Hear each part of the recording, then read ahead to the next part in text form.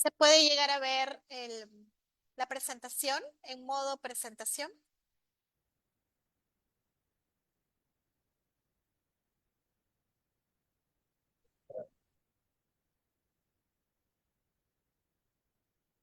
Disculpen, ¿pueden llegar a ver la presentación?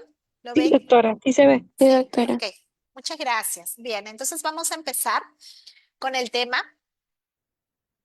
Bueno, los exámenes, como su nombre bien lo indica, son auxiliares, es decir, que nos van a ayudar a llegar al diagnóstico. Esto hay que tener muy en cuenta de que el médico ya debe tener una idea previa del posible diagnóstico para solicitar estos estudios pertinentes, ¿no? Recordemos que un examen auxiliar necesariamente no te debe dar el diagnóstico, o sea, tú debes tener un diagnóstico presuntivo y de acuerdo a ese diagnóstico ayudarte, ¿no? Con esos exámenes para poder ver, acercarte al diagnóstico más certero. Esos exámenes se pueden hacer directamente en el paciente o en el material obtenido en el enfermo. Pueden ser muestras de piel, secreciones, sangre, etcétera. Ante una discrepancia entre los hallazgos de laboratorio y los datos clínicos, es imperativo que prevalezca el criterio clínico. Recordemos, nosotros vemos pacientes, no vemos exámenes auxiliares, vemos pacientes. Entonces, si es que de repente hay una discordancia, siempre lo que tiene que prevalecer es su criterio clínico. Vamos a empezar por el primer examen auxiliar, que es la lámpara de Wood. Esta ha sido inventada, fue inventada por el físico Robert Wood en Baltimore en 1903. Utiliza una radiación ultravioleta de onda larga entre 320 y 450 nanómetros de longitud de onda, emitido por un arco de mercurio de alta presión envuelto por un vidrio de silicato de bario con un 9% de óxido de níquel, que es lo que se conoce como un filtro de Wood.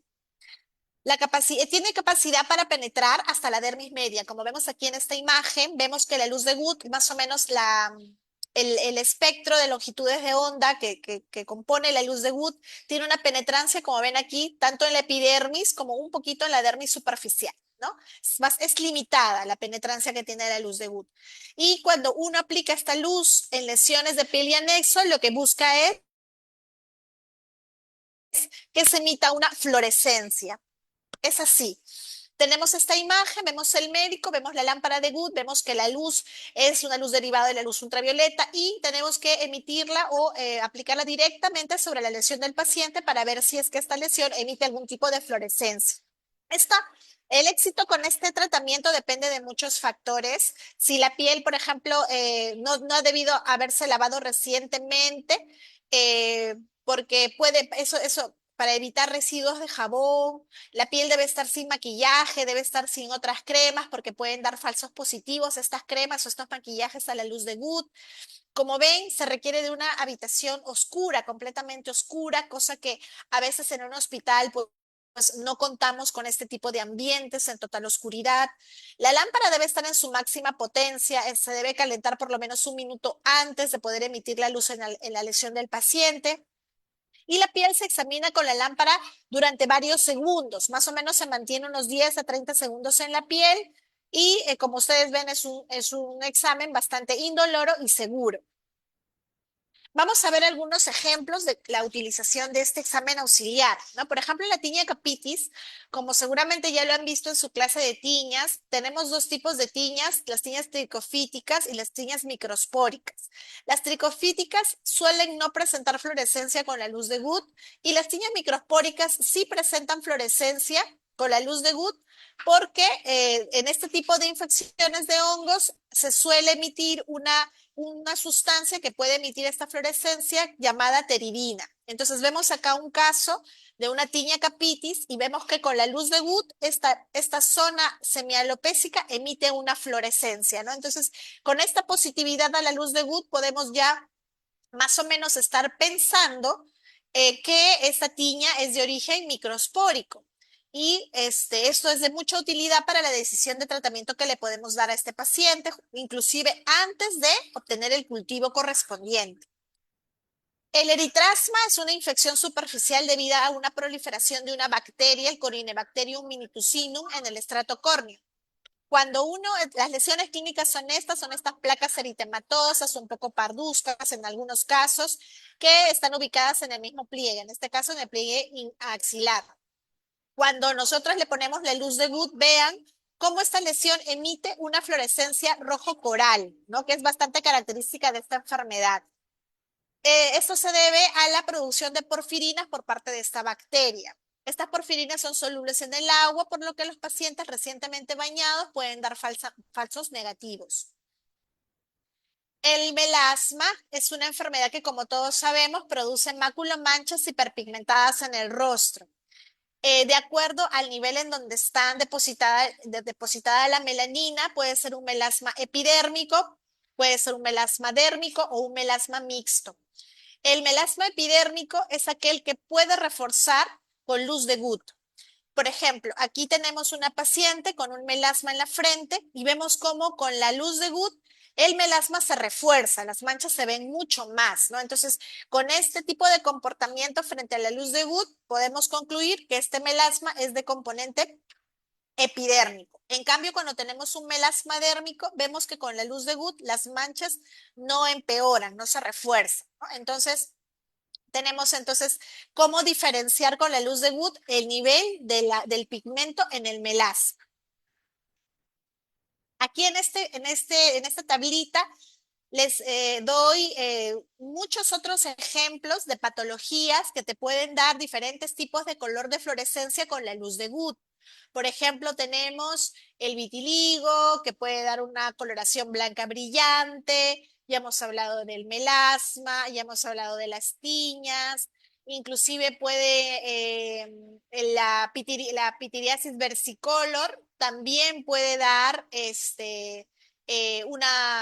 una fluorescencia, ¿no? Más o menos cobriza, amarillenta. Entonces, no todas las enfermedades cutáneas te dan algún tipo de fluorescencia, solo algunas, pero vale la pena tenerlo en cuenta porque muchas veces cuando uno repasa las patologías dermatológicas, la luz de Good puede ser mencionada, entonces ustedes ya más o menos conocen en qué consiste y cuál es su utilidad.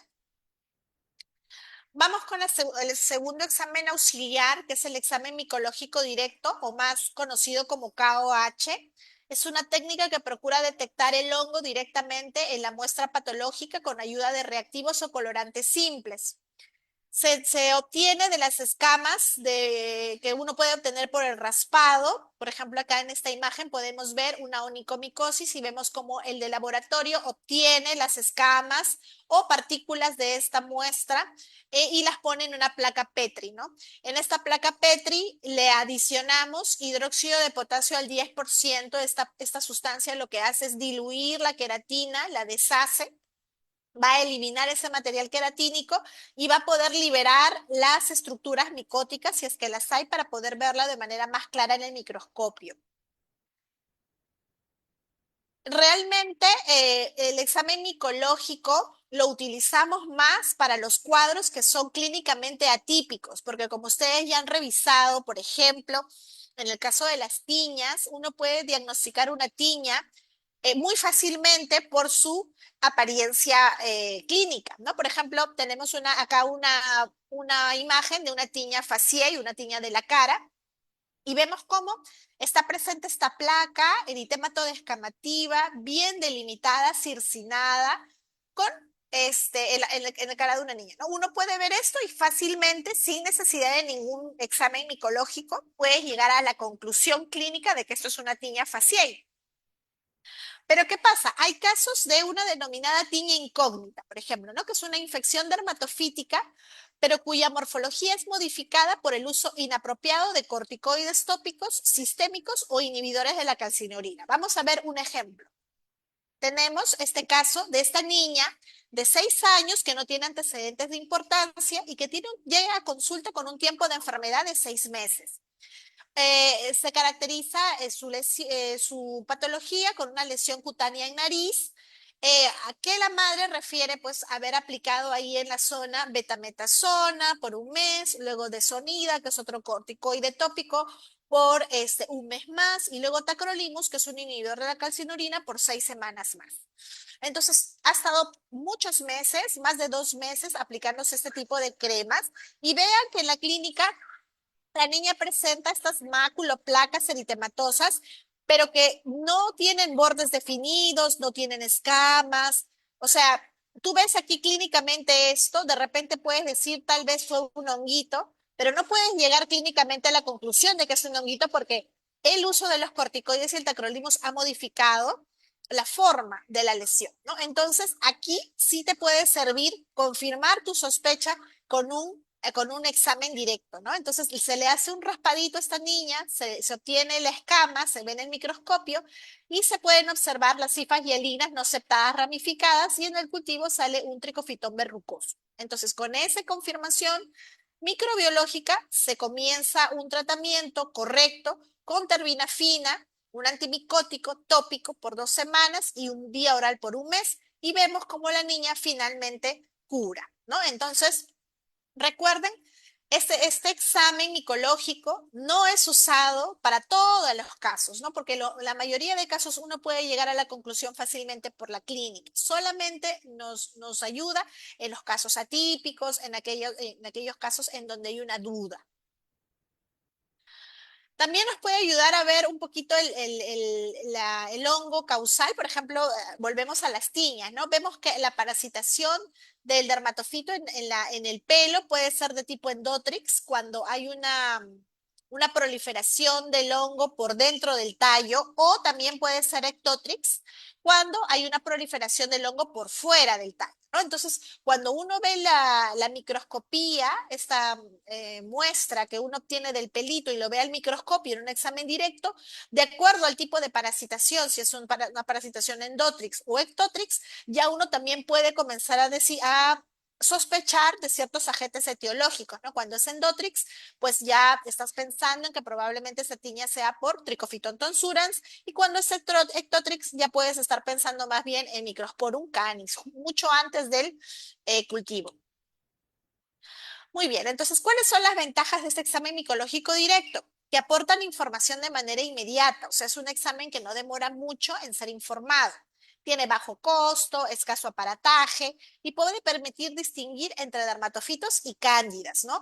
La forma de los dermatofitos, recordemos que es filamentosa, como vemos en esta imagen, y la forma de la cándida, recordemos que son levaduras y son redondas, ¿no? Entonces, ya con la morfología en el directo podemos ya definir si es que es una infección por dermatofitos o por cándida.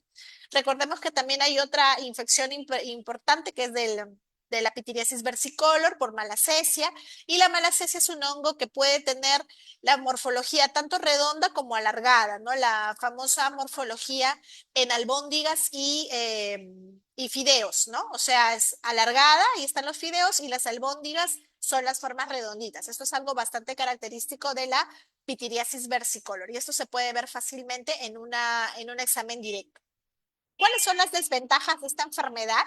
Que requiere curva de aprendizaje y que no permite distinguir entre especies. O sea, la persona que haga este examen tiene que ser una persona entrenada, porque muchas veces pueden dar falsos negativos si es que lo hace una persona que no está entrenada en este examen. Y además no permite distinción de especies. Además, a lo más te permitirá distinguir entre dermatofito y levadura, pero para llegar a la especie exacta necesitas ya el cultivo. El examen directo también se puede hacer para algunos parásitos. Se puede hacer un examen parasitológico directo, que es una prueba sencilla y de gran utilidad para confirmar la presencia de parásitos en piel, útiles en algunos casos de escabiosis y algunas formas de pediculosis. Consiste en raspar con una hoja de bisturí número 15 la lesión más representativa. El material se coloca sobre una lámina portaobjetos con aceite de inmersión y se observa en el microscopio. En la pediculosis se puede observar los parásitos y los huevos, y en la escabiosis se observan parásitos, huevos o heces. Entonces, en un examen directo, por ejemplo, en una escabiosis, podemos llegar a ver el Sarcoptes scabiei, que es este ácaro, agente etiológico de esta enfermedad, y en el caso de la pediculosis podemos observar el Pediculus humanus capitis, ¿no? Que es este parásito que ocasiona la pediculosis en humanos. Nuevamente, hay que tener en cuenta que este tipo de exámenes directos en escabiosis, sobre todo, no es que se hagan para todos los para todos las sospechas de acarosis, ya que como ustedes van a ver seguro en su clase, la acarosis tiene una forma clínica bastante característica. Entonces, por la clínica uno puede llegar a concluir fácilmente la carosis. En la mayoría de casos no necesitamos hacer ningún examen directo. Pero en algunos casos, por ejemplo, les estoy mostrando este caso, esta paciente mujer que tiene una forma bastante atípica de la carosis que se llama sarna costrosa. La sarna costrosa es una forma de acarosis que se da principalmente en inmunodeprimidos y consta en la formación de estas placas descamativas generalizadas, a veces gruesas, blanco-amarillentas, en donde la población de ácaros se cuentan hasta por miles, ya que una cosa curiosa de esta forma de acarosis es que no pica, ¿no? Recordemos que el prurito es la respuesta inmunológica frente al ácaro, como estos son pacientes inmunodeprimidos, no hay una respuesta inmunológica y por lo tanto estos pacientes no suelen tener picazón. Entonces pueden tener mucho tiempo en la infección y no sentir prurito. Entonces con todo ese tiempo de desarrollo, la infección pues comienza a producir estas costras gruesas, blanco-amarillentas, que se pueden llegar a ver, por ejemplo, acá en el cuero cabelludo, esta descamación generalizada. Y como les repito, la población de ácaros en esta forma de acarosis se cuenta por miles. Entonces aquí sí uno puede hacer un examen directo y este examen directo en la mayoría de casos te va a salir positivo porque la población de ácaros es bastante alta, ¿no? Entonces acá sí puedes llegar a observar huevos, heces al mismo ácaro en mucha cantidad, ¿no? Entonces, en esta forma de sarna costrosa sí de repente podría valer la pena hacer este tipo de exámenes directos para poder identificar el organismo, ¿no? Pero en una escabiosis habitual, en un inmunocompetente, generalmente no se suele hacer porque la población de ácaros es bastante baja y la posibilidad que tú encuentres un ácaro en tu examen directo es bastante baja. Entonces, más de lo que te confunde, no te ayuda. En cambio, acá el examen directo sí puede contribuir en el caso de sarna costrosa. Pasamos al siguiente examen auxiliar, que es el test de SAC, que es un test que permite confirmar cualquier forma de infección por herpes virus, tanto las causadas por herpes simple tipo 1 o 2 como por virus varicela zoster. La toma de la muestra se toma del contenido líquido de las vesículas o del frotis de la base de las lesiones úlcerocostrosas. La muestra se fija en un portaobjetos y se tiñe con tinción de Yensa, Wright o azul de toluidina, con el fin de observar el efecto citopático que ejerce el virus, células gigantes multinucleadas. Vemos acá la imagen de esta célula gigante multinucleada que es característica de las infecciones herpéticas. Su papel diagnóstico resulta especialmente relevante en formas clínicas atípicas y poco frecuentes. Nuevamente, un herpes simple, cutáneo o un herpes zóster es fácilmente de diagnosticar viéndolo clínicamente. No hay necesidad de hacer otros exámenes porque la apariencia clínica de un herpes simple o de un herpes zóster es bastante característica. Pero en aquellos casos atípicos o poco frecuentes, este test de SAC sí te puede ayudar a poder confirmar tu sospecha de un posible origen herpético. Es un test sencillo, económico y por eso es una forma fácil y rápida de confirmar un origen herpético de una lesión cutánea, sobre todo en aquellos ámbitos médicos en donde no se disponga de métodos más caros o técnicas, por ejemplo, del PCR o técnicas moleculares para poder confirmar la etiología herpética. Acá les traigo un casito, por ejemplo, que es una niña de 9 años sin antecedentes de importancia, un tiempo de enfermedad de un día. Llega a emergencia con estas lesiones vesiculares de fondo eritematoso, un poco arracimadas en la zona del antebrazo, ¿no? Entonces los médicos de la emergencia se plantean varias posibilidades. Recordemos que solamente tiene un día de evolución, entonces por ahí surgen varias sospechas que se pueda relacionar con una infección herpética o de repente una hipersensibilidad a picadura, de repente un impetigo ampollar, una dermatitis de contacto. Surgen varias posibilidades diagnósticas por su corta evolución y entonces para poder ayudarse hacen el test de SAC, ¿no? Y en el test de SAC sacan un poco de contenido líquido de una vesícula, la ponen en un portaobjetos, la tiñen de Yemsa y la ven al microscopio. Y ven cómo hay la presencia de estas células gigantes multinucleadas, que son lo característico de la infección herpética, ¿no? Entonces, es un test de SAN positivo y por lo tanto, de todas estas posibilidades diagnósticas, ya podemos concluir de que se trata de un herpes simple y se le puede dar un tratamiento adecuado a la niña, ¿no? Entonces, como les digo, este tipo de exámenes solamente te ayudan cuando por ahí tienes dudas diagnósticas, ¿no? Pero, por ejemplo, si tú tienes un herpes labial típico, no necesitas de ningún test de sangre para poder confirmar ese diagnóstico, ya que el diagnóstico es clínico. Solamente utilizarlo cuando hay dudas o cuando el cuadro es bastante atípico. La diascopía es otro examen auxiliar que se logra a través de la compresión de las lesiones cutáneas por medio de una lámina de vidrio o plástico transparente, con el objeto de eliminar por presión la sangre acumulada en los capilares. Ayuda a diferenciar entre dilatación visible como eritema y la extravasación de eritrocitos en la púrpura, ¿no? Por ejemplo, aquí tenemos esta lesión angiomatosa en la mucosa oral, le hacemos la diascopía con un portaobjetos y vemos que la lesión blanquea. ¿Qué quiere decir esto? Que esta lesión está originada por vasos congestivos llenos de sangre. Tú al presionar los vasos liberas, los limpias de la sangre y por eso blanquea. Pero ¿qué pasa en la púrpura? Tenemos estas otras lesiones maculares, petequiales en los miembros inferiores y vemos que nosotros presionamos igualmente con el portaobjeto y al presionar vemos que las lesiones no blanquean, las lesiones se mantienen así, igual. Entonces, ¿qué quiere decir eso? ¿Cómo interpretar? Quiere decir que este tipo de lesiones rojizas son ocasionadas por una extravasación de eritrocitos. Entonces, por más que tú presiones la lesión, esta no va a blanquear porque el eritrocito ya está extravasado, ya está fuera del vaso y ya está en el tejido. Entonces, es una lesión purpúrica, ¿no? Entonces, la diascopía te ayuda a diferenciar entre lesiones purpúricas y lesiones angiomatosas de otro origen. La biopsia de piel es, diría yo, el examen auxiliar más importante y el más frecuentemente utilizado. Y es por eso que ocupa un lugar central en el diagnóstico de nuestra especialidad, por el fácil acceso al órgano que nosotros estudiamos. Podemos acceder a esta biopsia fácilmente y esta nos da una valiosa información. ¿Cómo, cuándo realizarla? Cuando, nuevamente, no en todos los casos, solamente cuando hay incertidumbre en el diagnóstico, cuando hay pobre respuesta al tratamiento, cuando uno debe excluir o investigar la evolución de una condición a otra. Y se pueden clasificar en biopsias incisionales y biopsias excisionales, ¿no? Las incisionales es cuando tú sacas solamente una parte de la lesión y las excisionales es cuando tú sacas toda la lesión por completo. ¿Ok?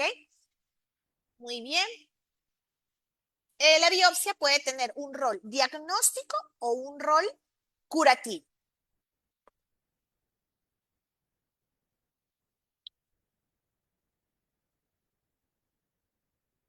Muy bien, entonces, el material obtenido no se usa solamente para el estudio histológico, también se puede usar para microscopía electrónica, cultivos e inmunofluorescencia directa. Entre los factores que pueden afectar el resultado del estudio se encuentran la técnica empleada, el sitio de la biopsia, la cantidad de tejido tomado, el tamaño, la forma y profundidad de la muestra y la información clínica suministrada al dermatopatólogo. Se deben realizar biopsias de piel de las lesiones primarias y no de las secundarias. Recuerden que las primarias son aquellas lesiones que aparecen de novo y las secundarias son aquellas que son a raíz de la evolución de las primarias. Siempre tratar de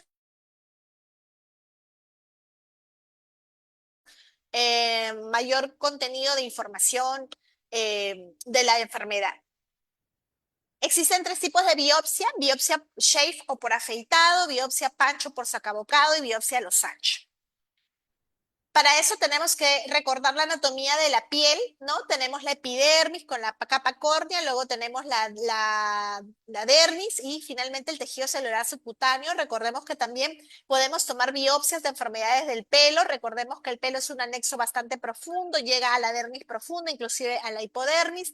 Y también tenemos las glándulas sudoríparas, ¿no? Tanto ecrinas como paracrinas, ecrinas o apocrinas, ¿no? Entonces, tenemos que tener bien claro cuál es la anatomía de nuestra piel para poder definir qué tipo de biopsia nos conviene tomar de acuerdo a la enfermedad que queremos confirmar.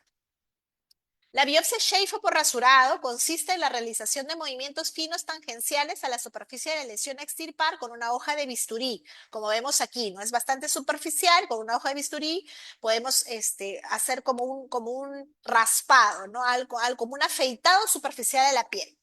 Lo bueno de esta técnica es que tiene un resultado cosmético muy bueno porque no requiere sutura, simplemente cierra por segunda de muy buena manera. Y esta biopsia, este tipo de biopsia no debe utilizarse, por ejemplo, en enfermedades inflamatorias o que están, o de repente lesiones sospechosas de melanoma o de algún tipo de malignidad. No solamente vale para aquellas lesiones muy superficiales y benignas que tú quieras retirar.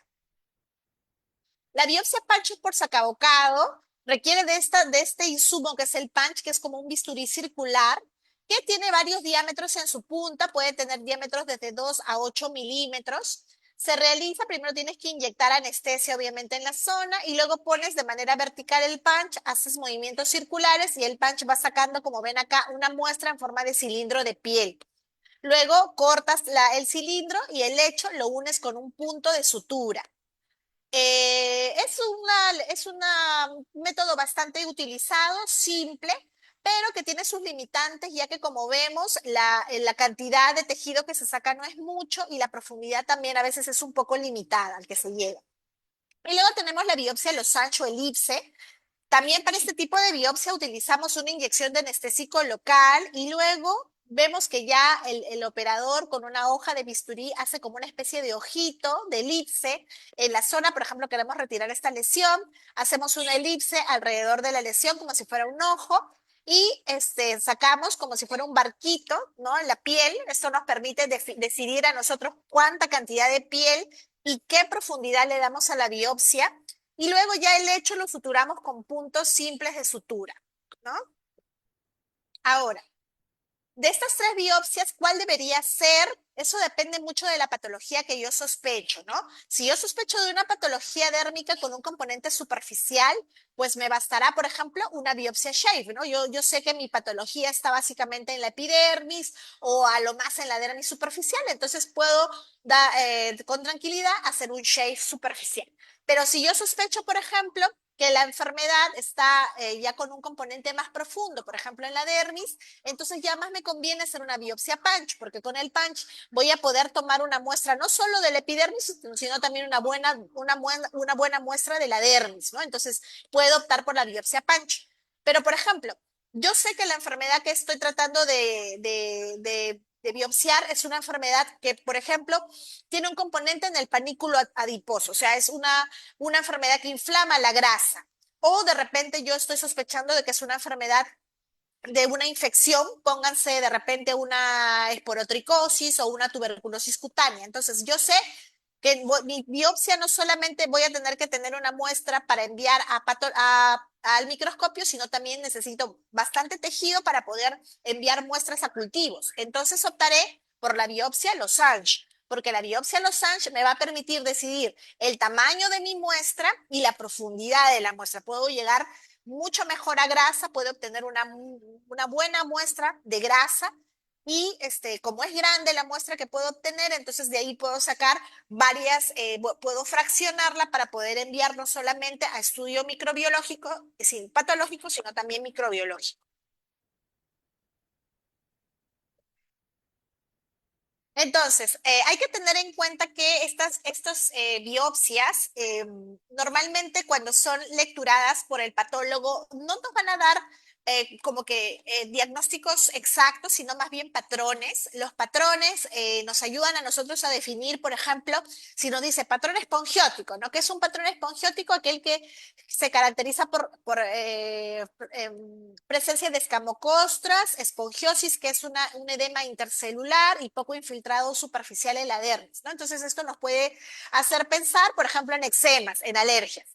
Pero, por ejemplo, cuando el patólogo dice, no, hay un patrón psoriasiforme, ¿qué quiere decir esto? Que hay paraqueratosis, o sea, núcleos en la capa córnea, las crestas de la epidermis están alargadas, y hay un infiltrado neutrofílico o linfocitario alrededor de los vasos. Entonces, esto más nos hace pensar en una psoriasis. O nos dice un patrón liquenoide. ¿Qué quiere decir un patrón liquenoide? Presencia de células tipo linfocitos, sobre todo a nivel de la unión epidérmico-dérmica, con daño a nivel de la capa basal. A este patrón liquenoide esto es bastante característico de, por ejemplo, una enfermedad de líquen plano. O te dice el patólogo, no, esto es una ampolla, es una separación de las capas de la epidermis. De acuerdo al nivel de la separación de las capas, tú te puedes dar una idea si es un pénfigo foliáceo, un pénfigo vulgar, un pénfigoide, etcétera, ¿no? Entonces, No es que uno tome una biopsia para que en la biopsia te diga, es esto. No, lo que normalmente te dice el patólogo son las características de los cambios que ve en la piel y de acuerdo a esas características, el dermatólogo concluye en una u otra enfermedad. También se puede hacer de las biopsias de piel inmunofluorescencias, ¿no? Recordemos que existen dos tipos de inmunofluorescencia directa e indirecta. La que se hace en la piel es la directa y esto permite detectar la presencia y localización de inmunoglobulinas, componentes de complemento y fibrinógeno en la piel. Está indicada principalmente para enfermedades autoinmunes como los pénfigos, pemfigoide ampollar, dermatitis herpetiforme, lupus eritematoso y otras enfermedades del tejido conectivo. En las enfermedades ampollares se toma de la piel normal, no eritematosa, es decir, perilesional. Tienes tú la ampolla y si tú quieres tomar una biopsia para inmunofluorescencia, no debes tomar de la misma ampolla, sino de una piel perilesional. Ese es el único caso en donde no tomamos de la misma lesión, sino de la zona periférica a la lesión. ¿Por qué es esto? Porque si tú tomas de la misma ampolla, normalmente ahí ya están consumidos los anticuerpos. En cambio, si tú lo tomas de una zona periférica, todavía puedes encontrar anticuerpos que puedes detectar con la inmunofluorescencia. La dermatoscopía, bueno, ustedes cuando vean sus prácticas en los consultorios de dermatología van a poder ver que nosotros los dermatólogos utilizamos un dispositivo de amplificación llamado dermatoscopio. Este dermatoscopio nos permite la visualización directa de esta lesión, pero amplificada más o menos en 10 veces. El instrumento es es como un instrumento manual que se coloca sobre la lesión cutánea, como ven aquí, no tenemos un lunar, por ejemplo, este dermatólogo está viendo directamente a través del dermatoscopio y este dermatoscopio amplifica la imagen, podemos ver mejor la distribución de pigmento, de vasos sanguíneos y vean cómo inclusive podemos adaptarlo a los celulares o cámaras fotográficas y poder tomar imágenes de estas lesiones mucho más a detalle.